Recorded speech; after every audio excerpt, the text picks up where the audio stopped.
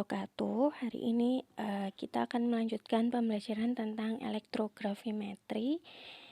Kemarin-kemarin, 2 minggu kemarin, kalian sudah mereview tentang apa itu elektrolisis dan merangkum apa itu elektrografimetri. Jadi untuk analisis kuantitatif secara elektrografimetri, kenapa kok kuantitatif? Karena nanti yang kita lihat pada hasil akhir elektrografimetri adalah masanya. Poin pertama adalah komponen yang dianalisis diendapkan pada suatu elektroda yang telah diketahui beratnya. Jadi elektrodanya itu udah diketahui beratnya, kemudian setelah nanti ada endapan, elektrodanya ini akan ditimbang lagi. Jadi yang perlu kalian perhatikan dalam analisis kuantitatif secara elektrografimetri itu kalian harus menimbang massa awal elektroda dan kalian juga harus menimbang massa akhir elektroda setelah ada endapannya di elektrodanya.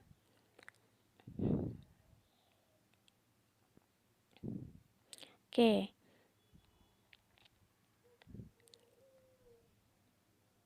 Nah, poin yang kedua itu endapan harus kuat menempel. Jadi endapannya itu harus kuat menempel pada elektrodanya.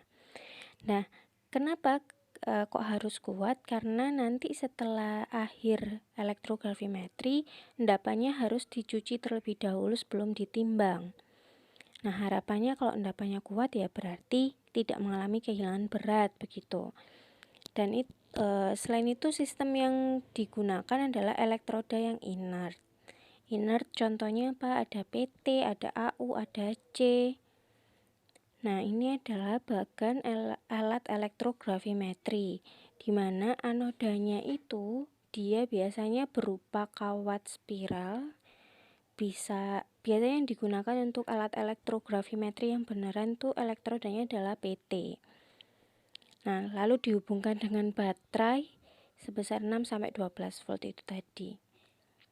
Dan ada voltmeter juga yang akan mengukur potensial dari si yang diberikan oleh larutan elektrolit sendiri.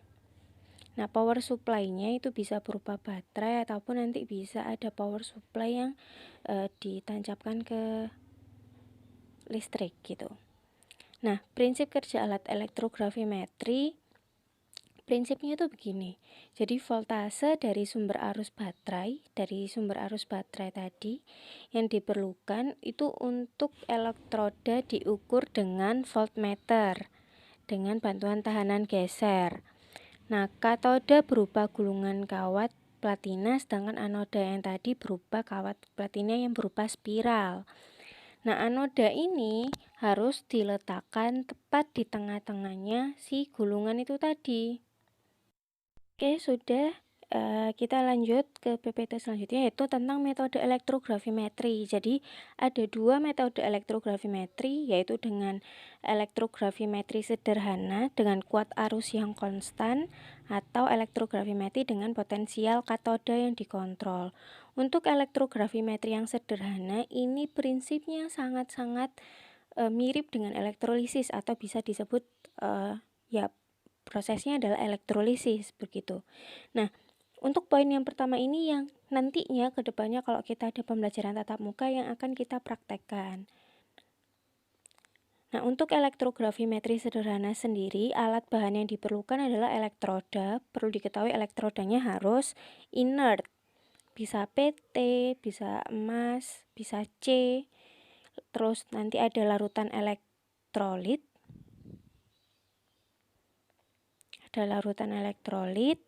Lalu ada magnetic stirrer atau pengaduk magnet, ada gelas kimia, ampermeter, power supply. Power supply-nya adalah baterai, biasanya digunakan 2 baterai besar ataupun 1 baterai besar begitu. Nah, untuk cara menghentikan elektrolisisnya bisa dilihat di sini. Oke, setelah kalian tahu tentang prinsip kerjanya alat elektrografimetri, lalu metode-metode elektrogravimetri, sekarang saya akan memberikan contoh untuk elektrogravimetri sederhana, yaitu di sini saya kasih contohnya adalah elektrolisis larutan Cu dengan elektrodanya adalah elektroda karbon atau elektrodanya adalah inert. Yang perlu kalian siapkan ada gelas kimia, lalu ada larutan elektrolit. Larutan elektrolitnya adalah CuSO4. Setelah itu nanti dipasang elektroda. Ada 2 elektroda kan? Ada elektroda. Nah, yang sebelah kiri dia berfungsi sebagai anoda. Ini bisa di replace ya. Bisa anoda yang di kiri ataupun yang di kanan, terserah. Nah, perlu diketahui sendiri bahwa anoda di sel elektrolisis dia mempunyai muatan positif. Sedangkan di anoda pada sel volta dia mempunyai muatan negatif. Itu bedanya antara sel volta dengan elektrolisis. Oke. Nah, di sini saya berikan satu elektroda lagi, dia berfungsi sebagai katoda. Kalau katoda di elektrolisis dia mempunyai muatan yang negatif. Oke, itu bedanya. Setelah itu nanti dihubungkan dengan voltmeter. Si elektroda ini dihubungkan dengan voltmeter dan voltmeternya akan dihubungkan dengan power supply ataupun baterai.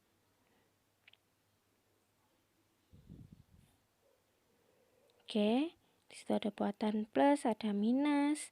Nah, untuk sel elektrolisis sendiri, itu yang pertama kalian harus lakukan yaitu menguraikan larutan elektrolitnya.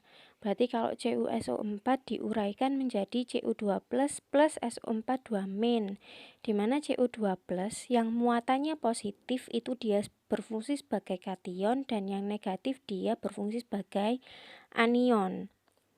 Nah, perlu diketahui bahwa di elektrolisis, elektron itu mengalir dari anoda ke katoda. Beda seperti sel volta. Kalau sel volta kan dari katoda ke anoda kan. Kalau di elektrolisis itu dari anoda ke katoda. Dan itu akan terus-menerus selama dihubungkan dengan arus listrik. Oleh sebab itu, nanti pada anoda karena dia kehilangan elektron, maka dia bersifat muatannya adalah positif, sedangkan untuk katoda dia akan kelebihan elektron karena dia akan selalu menerima elektron. Nah, karena anoda ini dia kehilangan elektron, maka nantinya anoda itu akan menangkap atau berikatan dengan si anion. Kenapa? Kan anodanya kan muatannya kan sudah plus kan, nah, jadi harus ditambahkan anion yang muatannya negatif sehingga nanti menjadi netral. Sedangkan untuk katoda karena dia terlalu banyak muatan negatif, maka dia harus menangkap si kationnya. Kationnya adalah Cu2+. Dia akan menangkap kation untuk menetralkan dan akan terjadi reaksi oksidasi pula. Nah, sehingga nanti reaksinya dalam sel elektrolisis ini yaitu adalah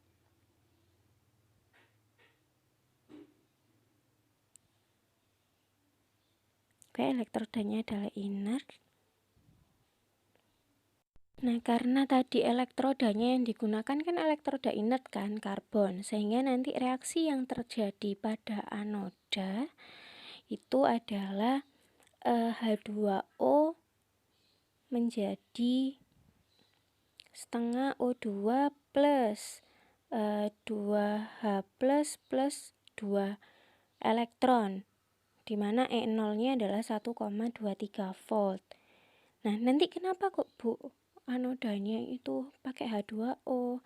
Nah, nanti coba dilihat lagi di persyaratan reaksi elektrolisis. Sedangkan katodanya adalah Cu2+ plus 2E menjadi Cu, dimana E0-nya adalah 0,337 volt. Di sini katodanya adalah logam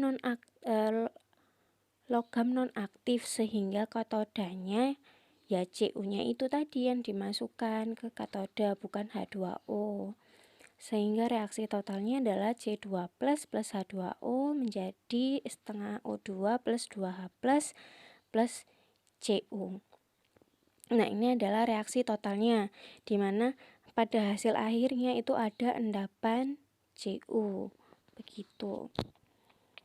Nah, ini adalah contoh elektrolisis Cu, di mana dengan cara lambatnya yaitu tanpa pengadukan, berarti tanpa magnetic stirrer ya. Di sini elektrolisnya dilakukan pada potensial 2 sampai 2,5 volt, arus 0,3 volt dan selama 1 malam. Dan digunakan larutan K4 FeCN6. Jika masih ada warna coklat, maka elektrolisis bisa dilanjutkan. Sedangkan untuk cara cepatnya itu dengan pengadukan, berarti dengan magnetic stirrer, itu elektrolisis yang dilakukan selama 3 sampai 4 volt potensialnya, arusnya 0,4 sampai 2 ampere dan dilakukan selama 15 sampai 20 menit. Dan ini yang terakhir ini adalah cara yang kita lakukan ketika kita praktikum di laboratorium nanti kalau memang ada pembelajaran tatap muka. Kan sampai di sini, sekian. Wassalamualaikum warahmatullahi wabarakatuh.